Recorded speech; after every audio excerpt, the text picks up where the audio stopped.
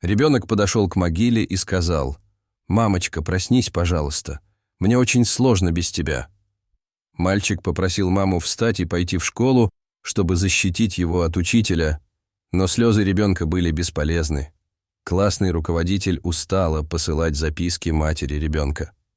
Поэтому, охваченная гневом и отчаянием, она схватила мальчика за ухо и пригрозила ему, сказав, что если он не придет на следующий день ухоженным и в сопровождении матери, она выбросит его на улицу. Мартин плакал, потому что его одноклассники смеялись над ним. «Ты грязный!» — кричали они в один голос. Мальчику было всего 7 лет, когда он начал становиться жертвой всевозможных унижений. Он попытался постирать свою одежду, но дома не было ни мыла, ни стирального порошка, не говоря уже о воде. Чтобы насладиться жизненно важной жидкостью, он ждал, пока соседи уснут, чтобы наполнить ведра в садовых кранах. Он был сыном женщины по имени Марго, которая осталась одна, когда ей было всего 16 лет, и, взяв только ту одежду, которая была на ней, отправилась в путь по направлению к городу.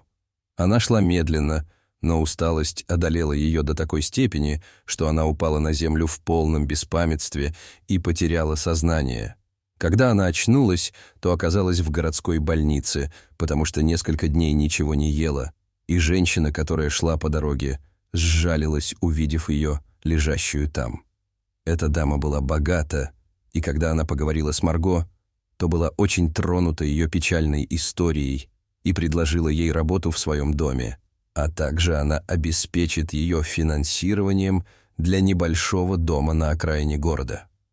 Оливия, так звали добрую даму, которая пожалела Марго, потому что она тоже помнила то время, когда была бедна, и ей приходилось много бороться, чтобы достичь того социального статуса, в котором она оказалась. Как только Марго начала работать, Оливия поняла, что приняла правильное решение, потому что девушка была очень аккуратной и готовила вкусную еду. В этом доме жили только Оливия и ее муж, поскольку Стивен, их единственный сын, учился за границей. В течение года все, казалось, шло чудесно, и молодая женщина ответственно относилась к обустройству маленького домика, который продала ей эта дама. Каждый месяц она откладывала свои сбережения, потому что в этом доме ей предлагали кров и еду, так что у нее было не так много расходов. Через 2 года после приезда Марго в дом миссис Оливии вернулся сын владельцев дома и был поражен красотой Марго. Однако у него не было добрых намерений. Он хотел заполучить ее только для развлечения, потому что был слишком тщеславен, чтобы серьезно отнестись к такой скромной девушке. Кроме того, он был помолвлен с дочерью министра иностранных дел. Стивен каждый вечер тайком выходил в сад, чтобы пофлиртовать с Марго, которая была на 7 лет моложе его. Для нее это было как сон, и она чувствовала себя на 7-м небе от счастья, а мужчина так настаивал на близости с ней, что влюбленная девушка согласилась. Пару месяцев спустя она забеременела, когда Стивен уже готовился к свадьбе. Марго призналась Оливии в том, что произошло, и та была готова поддержать ее, но дала понять, что ее сын женится на своей невесте, а не на ней. Однако в ту ночь Стивен проник в комнату Марго, заставил ее сбежать со своими вещами и отвез в дом, который она купила на свои сбережения. Он также потребовал, чтобы она выставила недвижимость на продажу и уехала, потому что в противном случае он заставит людей из службы безопасности министра позаботиться о ней. Марго немедленно продала дом своим соседям и на вырученные деньги уехала в другой город. Оливия искал ее, но так и не смогла найти. На 4-м месяце беременности бедная Марго открыла небольшой гастрономический магазин, и дела у нее шли неплохо. Дом, который она купила, был небольшим, но вполне достаточным для нее и ребенка. Она одна отправилась в больницу и вернулась домой после сложных родов, но была счастлива, потому что ее ребенок был здоров. Пока Марго была в декретном отпуске, она наняла на работу свою подругу по имени Алиса. Мартин быстро рос, и когда мальчику исполнился год, Марго вышла на работу. Однажды парень Алисы, работавший в местном банке, посоветовал Марго открыть сберегательный счет для будущего ее сына. Она решила, что это отличная идея, поэтому доверила ему немного денег, которые хранила под матрасом своей кровати. Когда Мартину исполнилось около 4 лет, он начал посещать частную школу, которая была довольно дорогой. Но для его матери это было облегчением, потому что она приложила все усилия, чтобы он получил наилучшее образование. Ее магазин действительно процветал, а парень Алисы стал его администратором. Марго начала откладывать больше денег в банке, но спустя несколько месяцев заболела.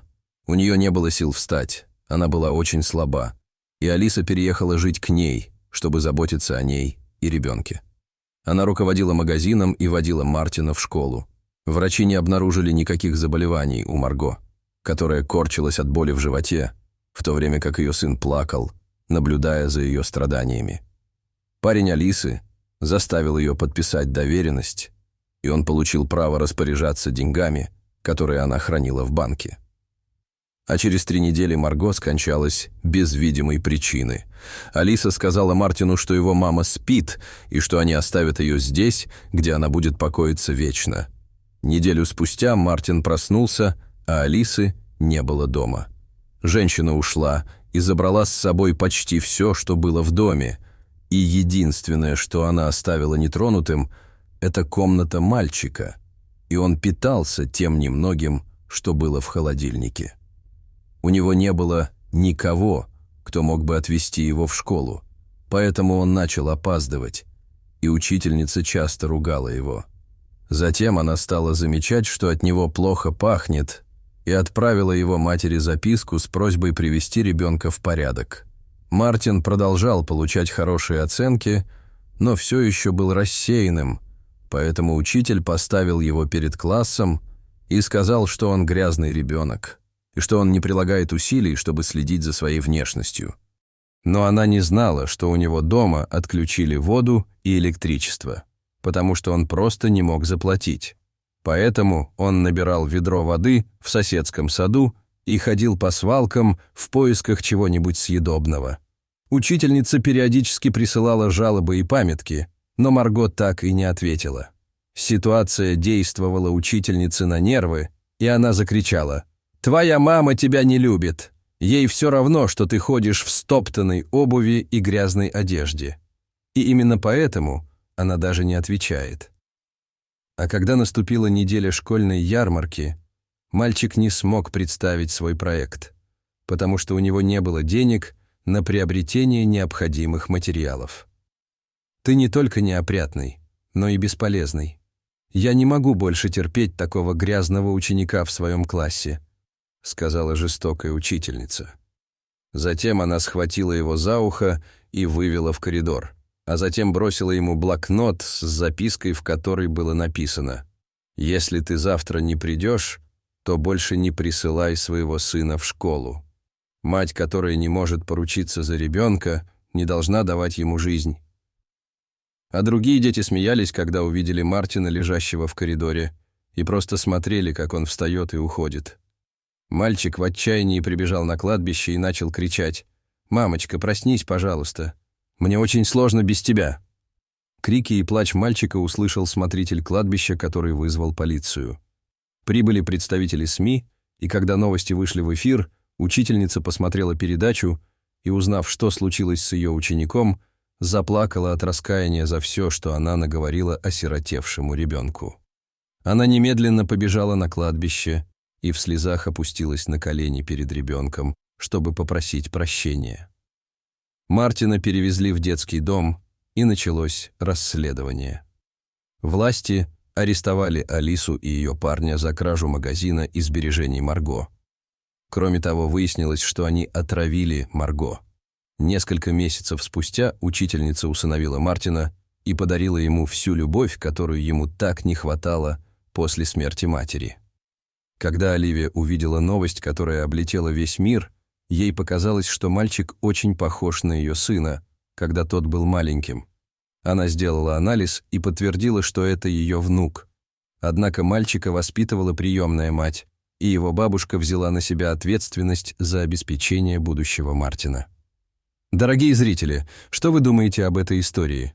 Расскажите, пожалуйста, в комментариях. А если вам понравилось это видео, то ставьте лайк и подписывайтесь на наш канал. До свидания.